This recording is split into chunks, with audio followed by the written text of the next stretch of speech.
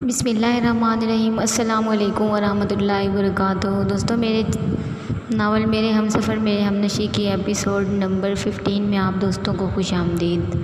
اگر آپ میرے چینل پر نئے ہیں تو چینل کو سبسکرائب کریں اور ساتھ میں لگے گھنٹی کے بٹن کو ضرور دبائیں تاکہ ہر نئی ویڈیو کا نوٹیفیکیشن آپ دوستوں تک سب سے پہلے پہنچ سکے۔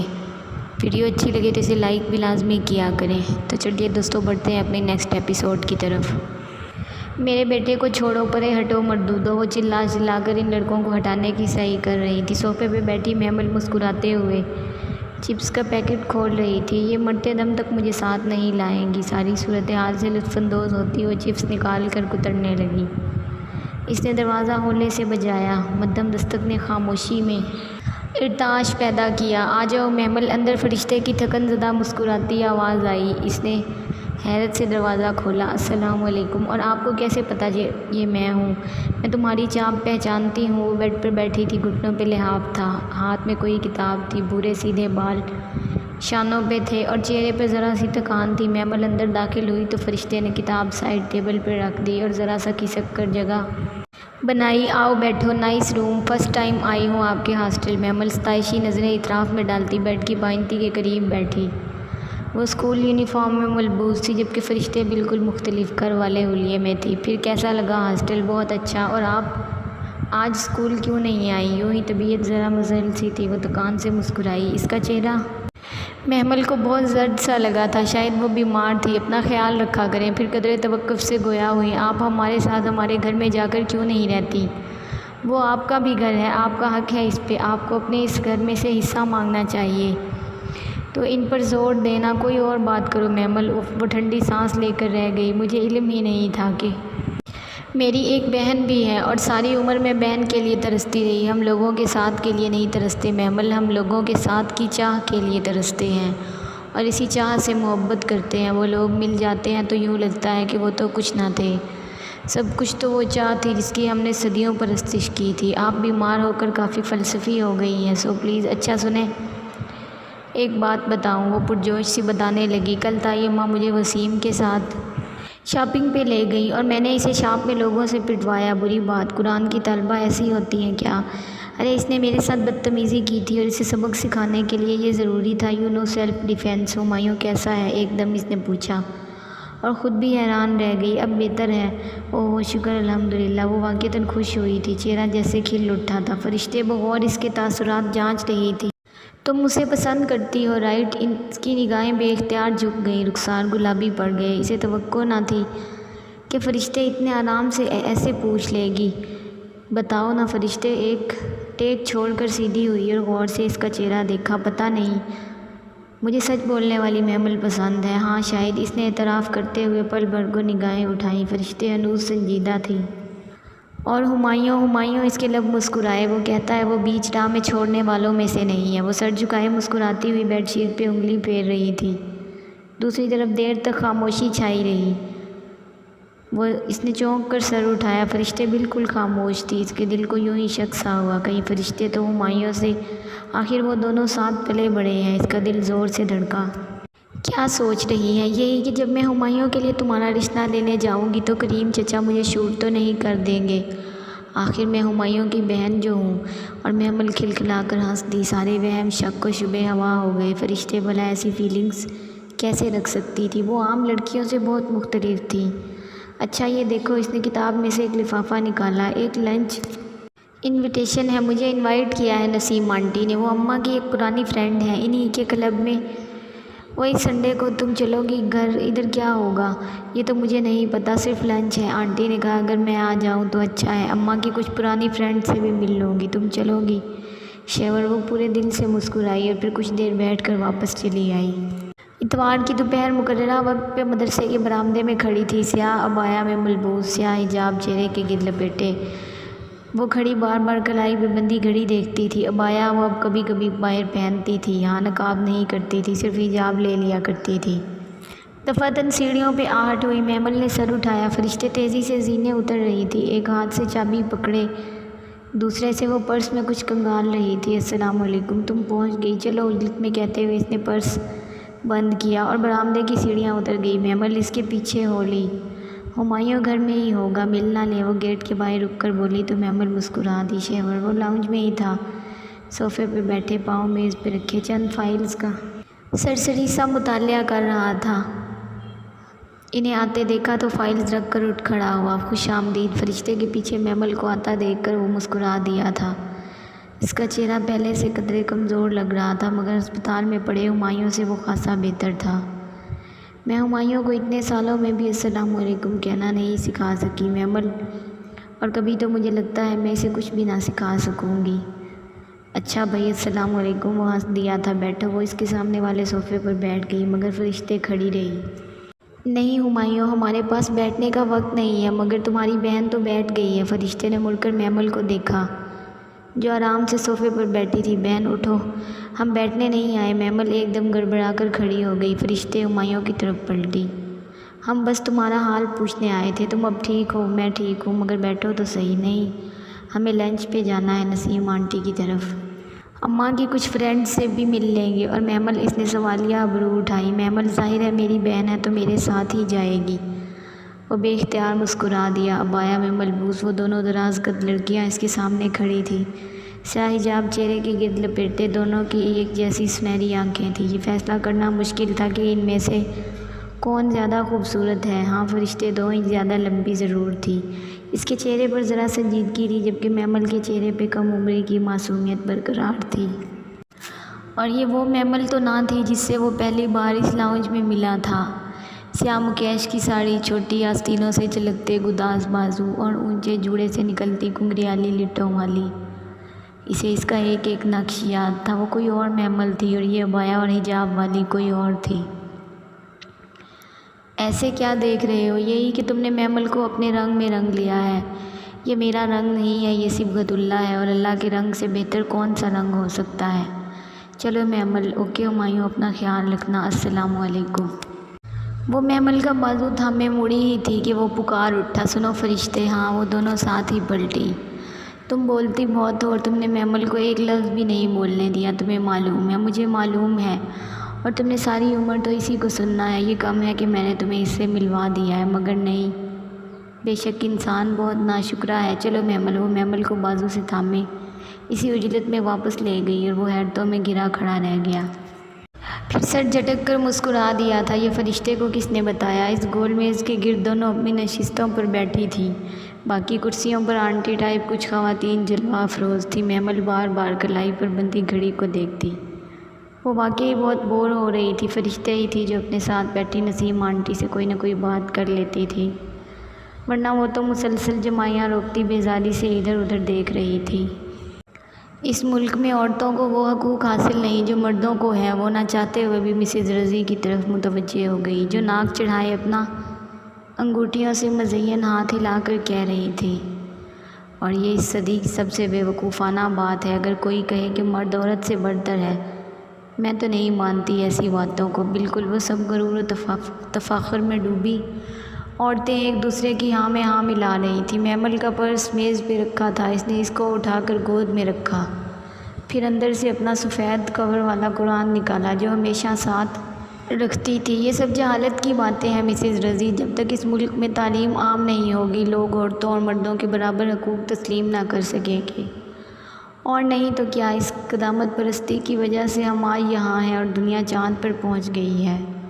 اس نے سر اٹھایا اور ذرا سا کھنکاری۔ مجھے آپ لوگوں سے اتفاق نہیں ہے۔ تمام خواتین نے چونک کر اسے دیکھا، اور میرے پاس اس کے لیے دلیل بھی ہے، یہ دیکھیں۔ اس نے گود میں رکھا قرآن پاک اوپر کیا۔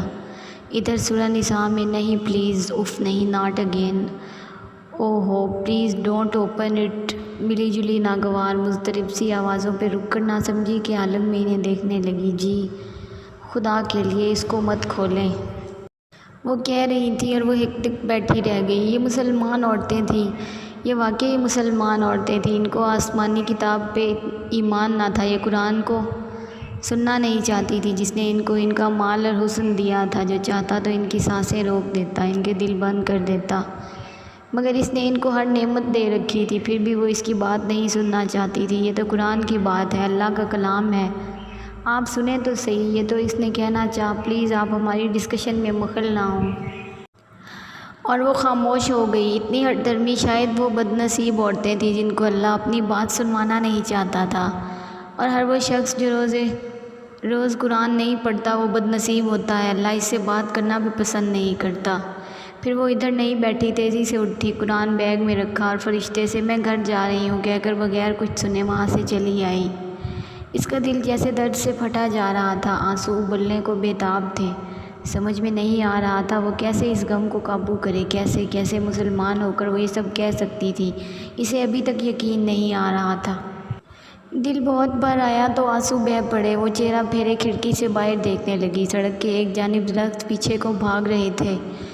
گاڑی ڈرائیور چلا رہا تھا جسے وہ ساتھ لے کر آئی تھی۔ تائی مہتاب کی بہو بننے پہ اعزاز تو اسے ملنا ہی تھا اور روک ٹوک بھی قدرے کم ہو گئی تھی، مگر ابھی وہ ان باتوں کو نہیں سوچ رہی تھی۔ اس کا دل تو ان عورتوں کے رویوں پہ اٹک سا گیا تھا۔ اسے لگا ایک دم گاڑی جھٹکے سے رکی۔ وہ چونک کر آگے دیکھنے لگی۔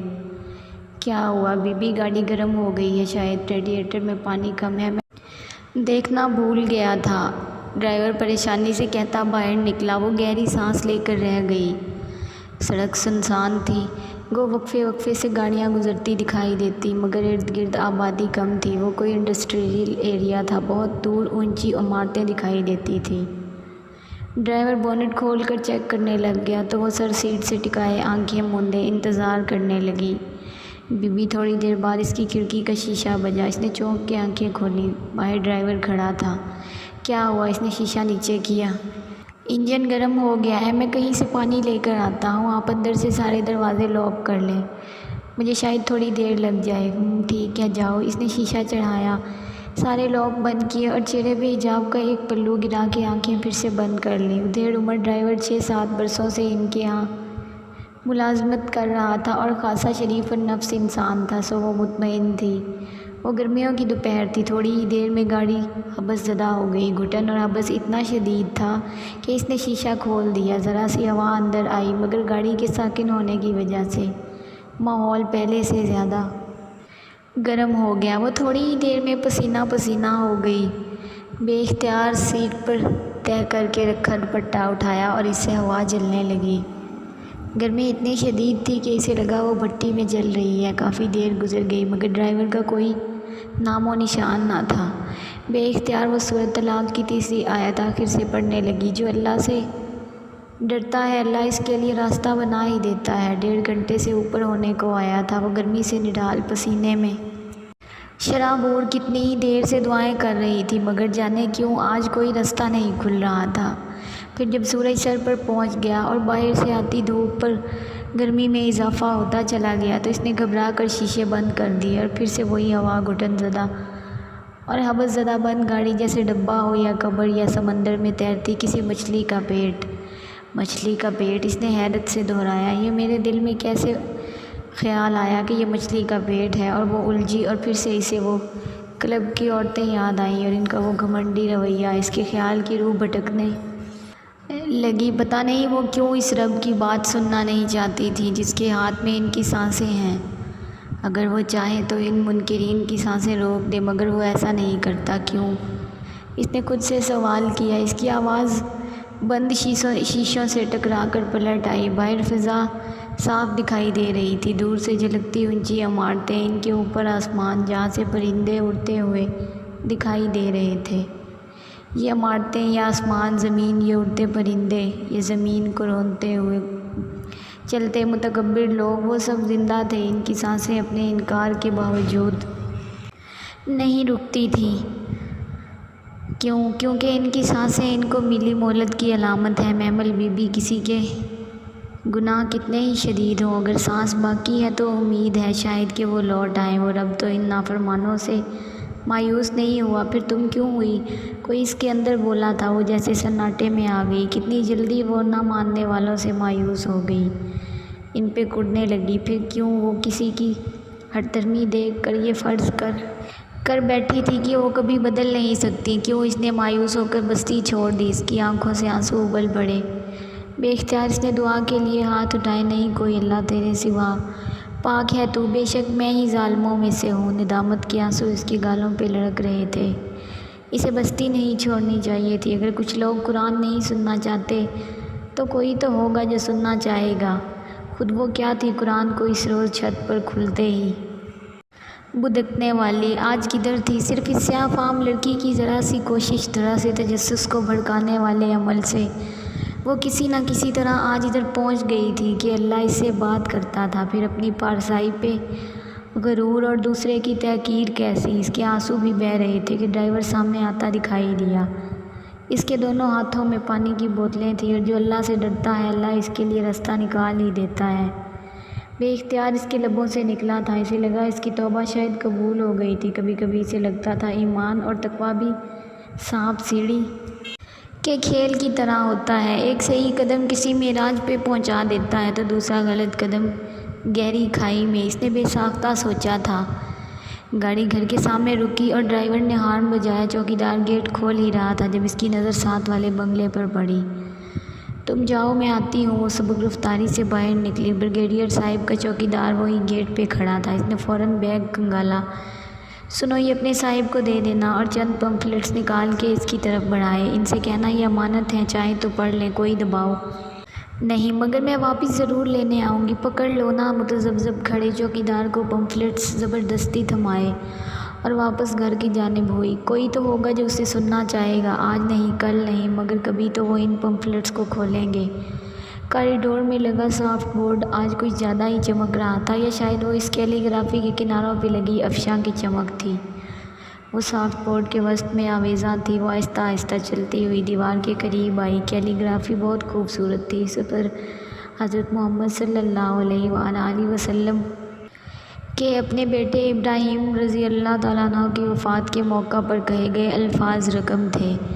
وہ گردن اٹھائی، ان الفاظ کو پڑھنے لگی۔ عبد الرحمن بن عوف رضی اللہ تعالیٰ عنہ نے کہا، یا رسول اللہ صلی اللہ علیہ وسلم، آپ بھی روتے ہیں۔ آپ نے فرمایا، اے ابن عوف، یہ رحمت اور شفقت ہے، اور آپ پھر سے رو پڑے اور فرمایا، بے شک آنکھ آنسو بہاتی ہے اور دل غمگین ہے، لیکن ہم زبان سے وہی بات نکالیں گے جس سے ہمارا رب راضی ہو۔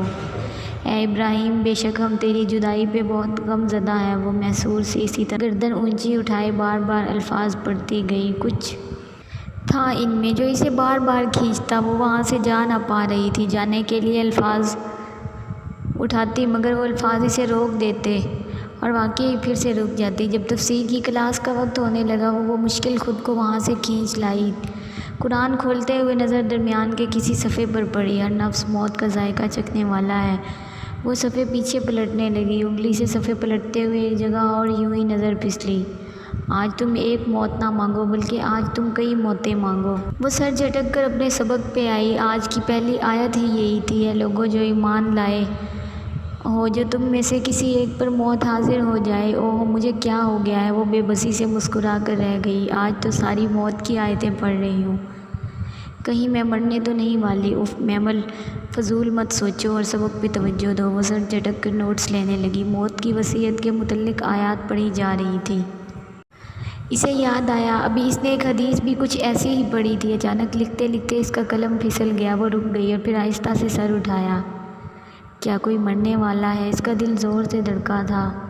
وہ جو قرآن میں پڑھتی تھی، اس کے ساتھ وہ پیش آ جاتا تھا یا آنے والا ہوتا، کبھی ماضی، کبھی حال اور کبھی مستقبل۔ کوئی لفظ بے معنی، بے مقصد اس کی آنکھوں سے نہیں گزرتا تھا۔ پھر آج وہ کیوں ایک ہی طرح کی آیات پڑھتی جا رہی تھی؟ کیا کوئی مرنے والا ہے؟ کیا کوئی اسے چھوڑ کر جانے والا ہے؟ کیا اسے قرآن ذہنی طور پر تیار کر رہا ہے، اسے صبر کرنے کو کہہ رہا ہے؟ مگر کیوں؟ کیا ہونے والا ہے؟ وہ بے چینی سے قرآن کے صفحے آگے پلٹنے لگی۔ اور اللہ صبر کرنے والوں کے ساتھ ہے۔ ایک سطر پڑھ کر اس نے ڈھیر سارے صفحے پلٹے۔ صبر کرنے والے، اپنا صلہ۔ پورا صفحہ پڑھے بغیر اس نے آخر سے قرآن کھولا، اور ایک دوسرے کو صبر کی تلقین کرتے رہو۔ اور پھر وہ صفحے تیز تیز پلٹتی، ایک نظر سے سب گزارتی جا رہی تھی، اور کوئی نہیں جانتا وہ کون سی زمین پر مرے گا۔ جاری ہے دوستو، اگر ویڈیو اچھی لگے تو اسے لائک لازمی کیجیے گا اور اپنے دوستوں کے ساتھ شیئر بھی، اور مجھے کمنٹ باکس میں لازمی بتائیے گا کہ میمل کی زندگی میں سے کون جانے والا ہے۔